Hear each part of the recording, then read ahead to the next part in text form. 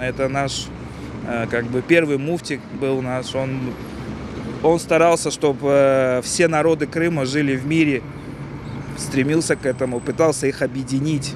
У нас вот, кстати, недавно проходил чемпионат в Саках, посвященный Челебиджихану по тэквондо. Первый муфти крымско-татарского народа. Это, по-моему, писатель крымско-татарский. Гимн он написал крымско-татарский. Я сейчас что-то... Не помните?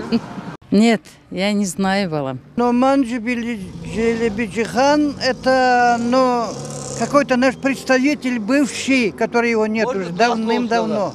Но если не ошибаюсь, то, написал крымско-татарский гимн. Выдающийся деятель, лидер крымско-татарского движения, можно сказать, первый, президент, который создал в 1917 или 18 году Крымско-татарскую автономную республику. Также он считал, что якобы все эти народы, если не ошибаюсь, это он, то, что проживающие в Крыму должны жить якобы вместе, дружелюбно. 23 февраля, знаю, что точно его в Севастополе моряки убили. Я слышал то, что его тело разрубили и выкинули в море.